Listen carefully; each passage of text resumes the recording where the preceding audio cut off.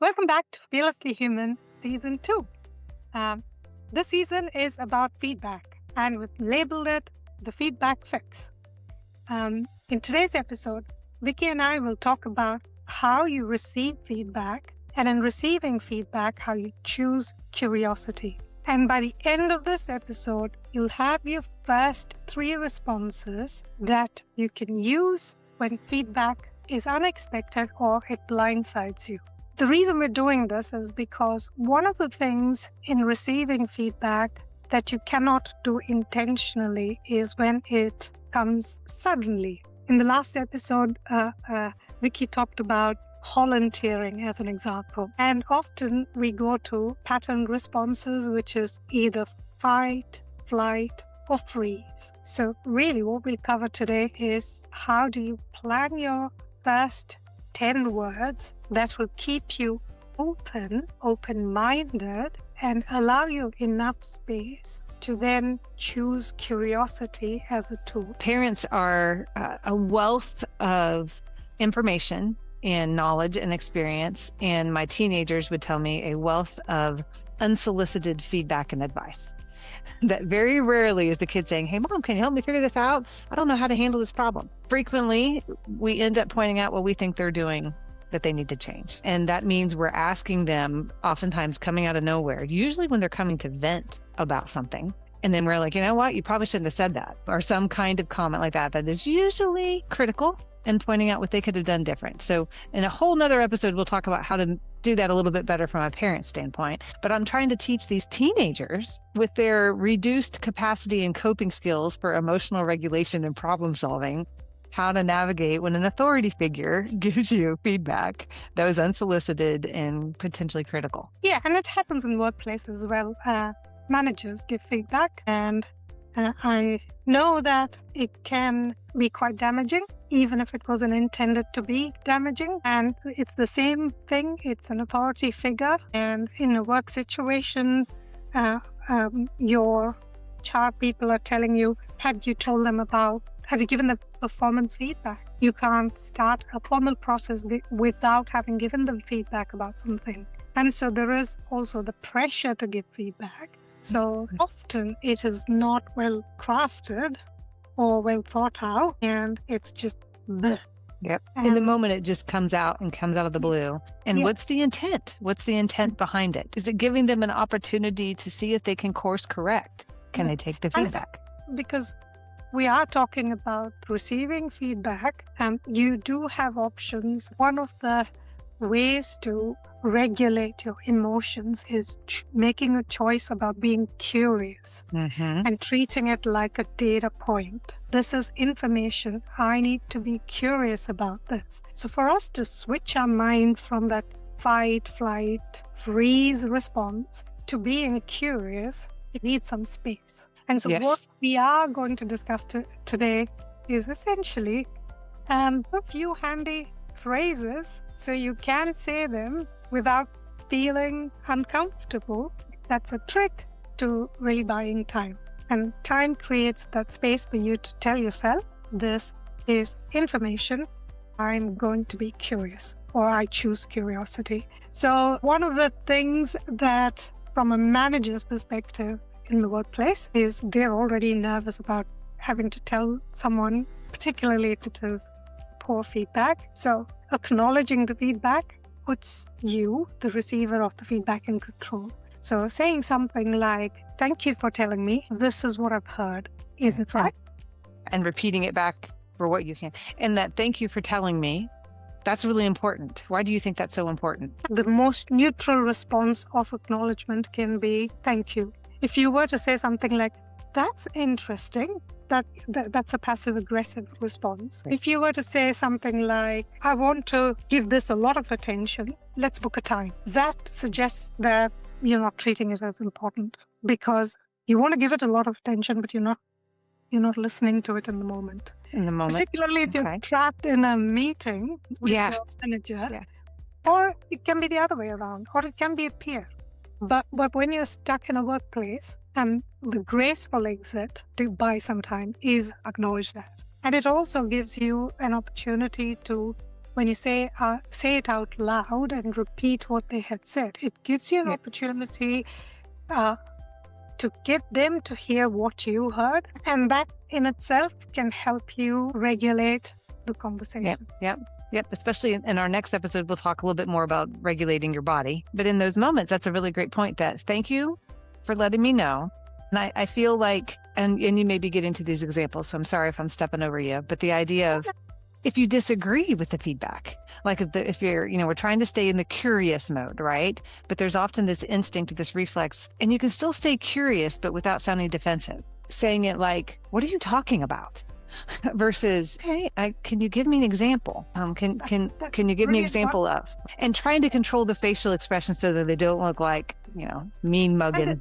Yeah, and particularly home situations or in situations with friends where your guard is down, you can almost subconsciously be dismissive of that immediately, and it shows up in your body language. You might roll your eyes, you might just turn away, or if it is someone like me, I probably kind of look down and not make eye contact because I need to control that immediate response. Which is okay, Kavita. That's okay. You just got to bring your eyes back up in a second. Looking down and looking away is fine as long as you come back. Keeping your head down isn't okay, right? So let's say it is something of a situation where someone's angry, actually.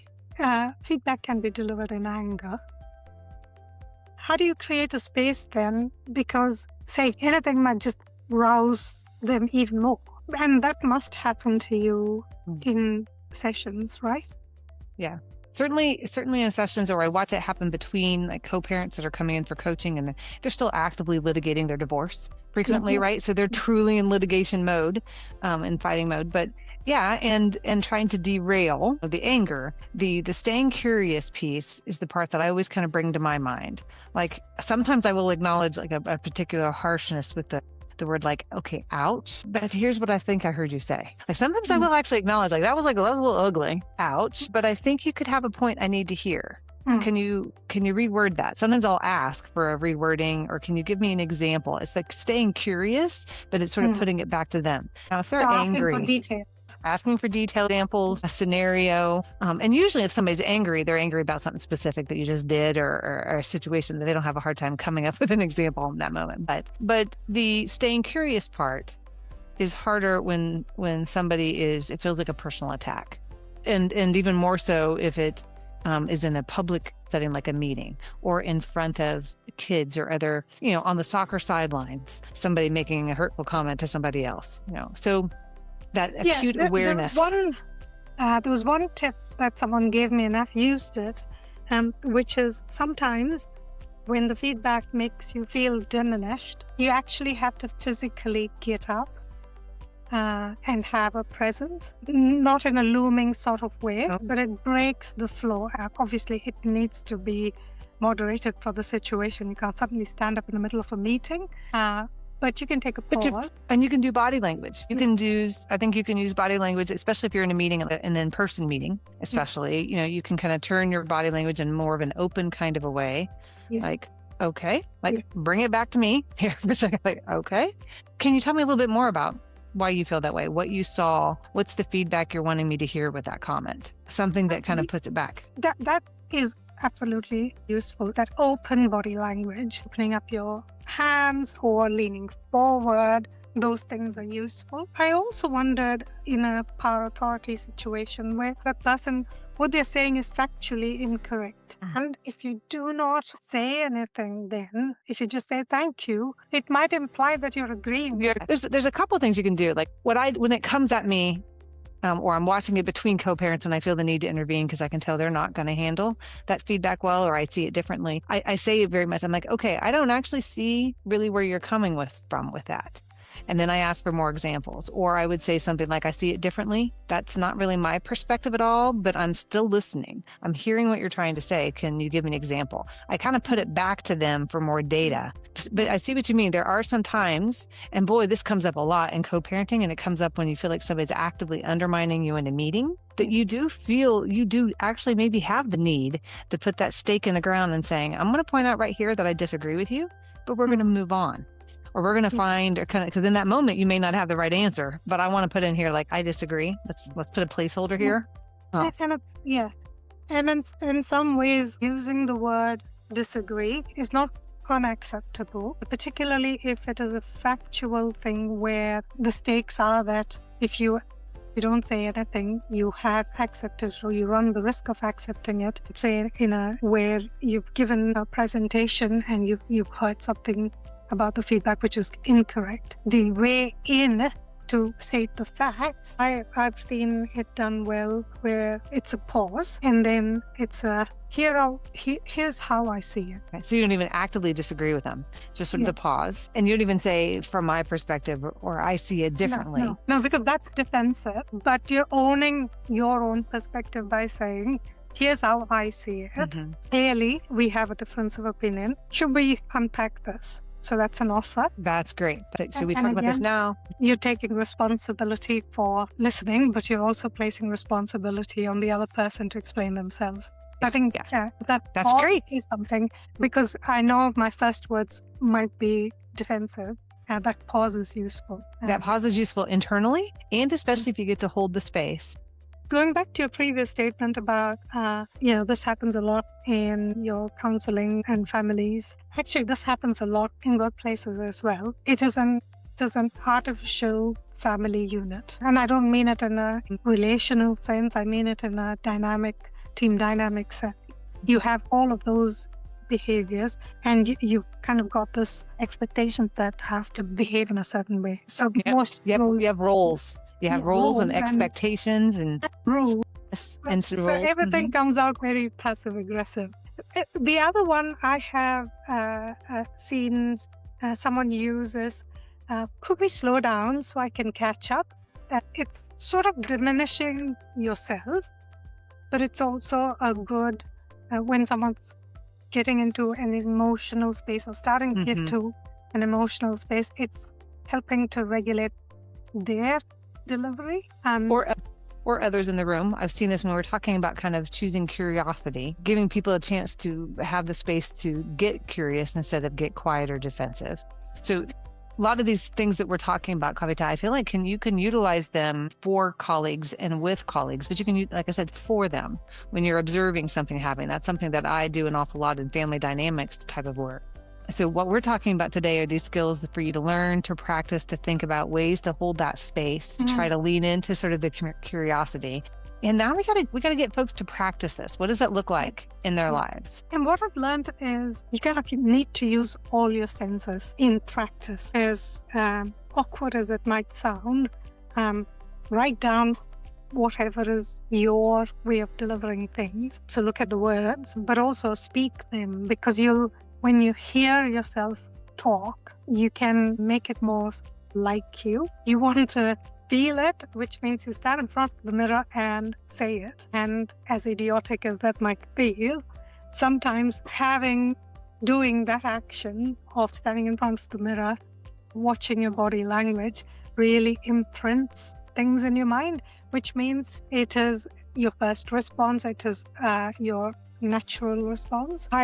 I practice it while driving to work. And one thing that I have found not useful is just saying it in your head, because it never comes out the way you think it does in your head. So that practice is really important. Yeah, external. And I've had folks, if I can jump in here, I've had folks encouraging them to practice like when they're watching a TV show. There was a phase there where it was super popular to watch reruns of Friends. Everybody was on Friends. Like, okay, so when Ross and Rachel were having their break, how could you practice using some of this, like staying curious instead of getting defensive, using like that kind of thing? And it's helpful if you let people in your world know that you're working on this and practicing, because then you can do it with them in real time. But the opportunities to watch it, feedback is given a lot. and often unsolicited. And sometimes you are an observer and a spectator, and sometimes you are a participant. And I think you can practice and think about some of those things, but the actual practice of doing has to happen out loud. Yeah, speaking of, and I'm going to throw you a tricky one, but before we do that, if you're finding this useful, listeners, do remember to subscribe. So here's my tricky one. I'm a manager, and I have come in to give you feedback, and my situation is that I'm heading towards a deadline, and I want to say that this is probably the 6th time you've missed this, and I want you to be planned in your approach. I just had to deliver this, and I had to do it right away because you're not going on the right track. So I've come to you and said, Vicky, I know you're trying really hard, but this is not working. You need to plan your approach. And I want to know, what are you going to do about it? And I want to know now, because this is the 6th time you've missed the deadline. Tell me, what are you going to do? So you're giving me the task of telling me what my plan is to fix it. And the scenario may very well involve me actually not having a plan. Yeah. Let's role play. Right. So you said it, and then I say something to the effect of, okay, I understand why you're coming to me. Well, it's okay. That's all well and good. The last time also you said you understood, but you're not following through. Vicky, I'm really concerned that we won't meet this deadline. It is really critical that we complete this task. How can you assure me that you'll do that? I can let you know right now where I'm at in the process and what I've had completed thus far, but I'm not sure if you're asking me to tell you if I have it to give to you right now, or if you're asking me a different question. My first thought that comes to my mind is like, what happens if I don't get this done, Manager Kavita? What are you gonna do? Fire me? Like that changes my level of whatever. But what we're talking about practicing here is, how do we stay curious? But I hear that you're concerned, and I hear it sounds like this is my last shot. What's your expectation for when it needs to be done by? Maybe asking a question back that, at least, especially if it's a question that's relevant to whatever the task is. And I might go something like, because you've created that pause by asking that question. I might even go, okay, for the 7th time, I'll explain what needs to be done. Okay, thank you. Please do so one more time. Yeah. Let me make sure I'm writing this down. Like, that's another thing. Take notes. And it sounds like the example with that one is, they're coming at you with history of not meeting expectations. This is the tricky part of it, is the person who's giving you feedback may actually have the right reason to give you feedback, and the feedback is valid feedback, but the way you handled it, you've still created a little bit of a space by using the repeat technique, even to the risk of making them annoyed. And then you've asked them some specifics of it to confirm your understanding. And then you've also shown them that you're taking this seriously by writing it down, which again is a way to create that break in your mental circuitry to be able to regulate your own self. Yeah. So as we're near the end of the episode, one of the things we'd like you to do is practice. You will get plenty of feedback, 100%. It can be a note after you have done a presentation. At home, you can be sure you'll receive feedback, particularly the timing of the feedback would be a useful partner giving you feedback just as you're rushing out the door. So look out for those opportunities in the next coming days or week, and have your script ready. Write down your script, practice it, have it ready, and let us know if you actually used any of the stuff, because we are curious. Well, I love how you just did that, because we are curious. How do they let us know? How do they communicate? What would you like for them to do? So how you let us know is drop in a comment, and we'll pick it up, and we'd love to hear from you. Yeah, we may incorporate it in future episodes. Yeah, I would love to hear about people utilizing it. It's a whole lot of fun. And the material points that I heard from us tonight are that you are going to get this feedback. Our goal is to stay curious. If you can prepare for this in advance and practice for when it's unexpected, you are smoother and quicker. It's easier access to retrieve because you've practiced it. And, the goal is to not derail the moment of the relationship. That's it for this episode. I'm Kavita. I'm Vicky. And you are watching episode 2 of Feedback Fix, Receiving Feedback and Choosing Curiosity. Next time, we will unpack what happens when you receive feedback, but more from neuroscience, what happens in your brain. And so the next episode is Receiving Feedback, Body Before Brain. If this was useful, and you like content like this, subscribe, share, and comment on it. We'd love to hear from our listeners. Thank you so much for watching. Thanks everybody.